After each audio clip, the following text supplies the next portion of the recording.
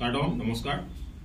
আজি আমি অসম জাতীয়তাবাদী যুৱ ছাত্ৰ পৰিষদ AJYCB কাৰ্বি ছাত্ৰ সন্থা বোকাজান জিলা সমিতি দুৰ্নীতি বিৰোধী যুৱ শক্তি অসম আদি তিনিটা জাতীয় সংগঠনে আজি আমি এখন সংবাদমেল আয়োজন কৰিছো আৰু এই সংবাদমেলৰ জৰিয়তে আমি আজি আপোনালোকৰ আগত অৱগত কৰিব বিচাৰিছো যে যোৱা কালি খেৰণীত চাৰিআলি বজাৰত যি দুৰ্ঘটনা সংঘটিত হল, যি কাৰ্বি আলঙৰ কাৰ্বি ছাত্ৰ সন্থাৰ 11জনকৈ ছাত্ৰ বিষয়ববীয়াই আহত হল তথা তেওঁলোকে ইনজুৰ হল।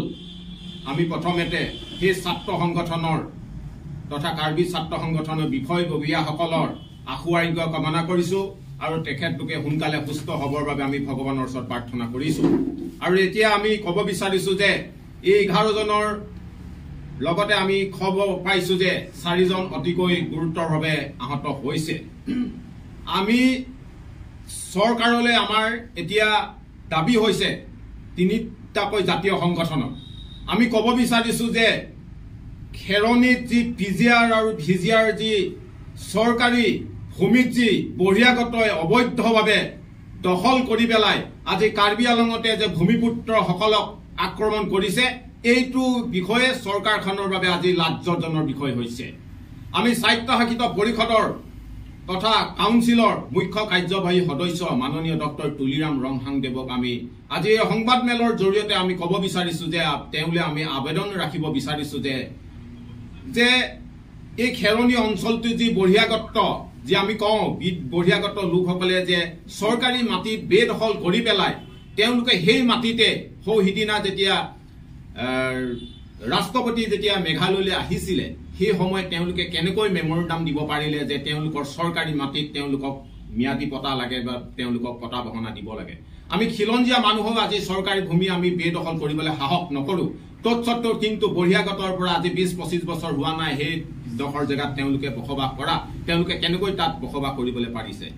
সেইকাৰণে আমি কৈছো যে আমাৰ যুৱ ছাত্ৰ পৰিষদৰ পৰা আমাৰ দাবী আছে যে পিজিআৰ আৰু ভিজিআৰ পৰা অবৈধভাৱে যিসকল ব্যক্তিয়ে ইয়াক কোনো ধৰ্ম নিৰপেক্ষে সকলোকে তাৰ পৰা উচ্ছেদ কৰিবৰ বাবে আমি দাবী জনাইছো।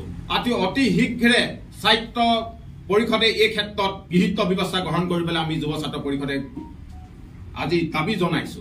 আৰু আমি ক'ব বিচাৰিছো যে আমি কাৰ্বি আংলং জিলা সমিতি আমাৰ সভাপতি মহোদয় বকলিয়াৰ পৰা কালি এই ক্ষেত্ৰত যিটো ঘটনা সংঘটিত হৈছে আমি অতিকৈ দুখ প্ৰকাশ কৰিছো।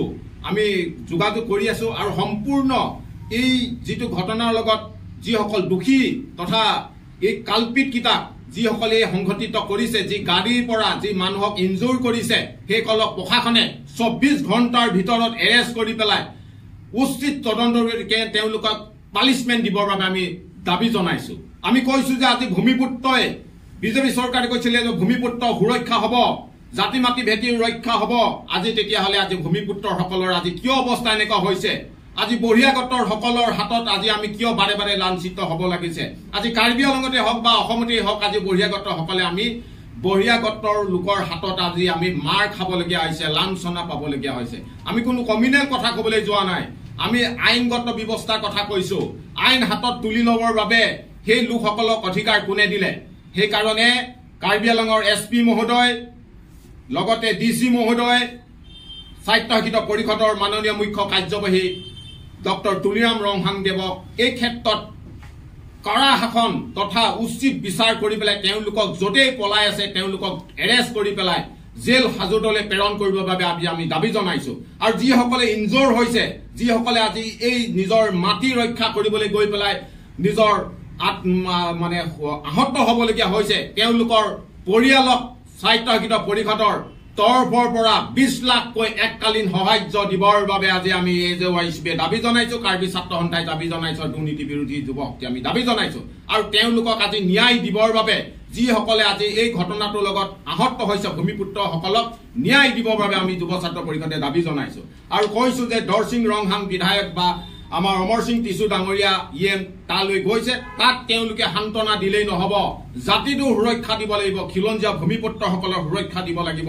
অনাগত দিনত কাৰ্বি আংলঙৰ ভূমিপুত্ৰৰ লগত সদায় আমি অসম জাতীয়তাবাদী যুৱ ছাত্ৰ পৰিষদ খাৰা আছিলোঁ, আছো আৰু ভৱিষ্যতলৈ থাকিম।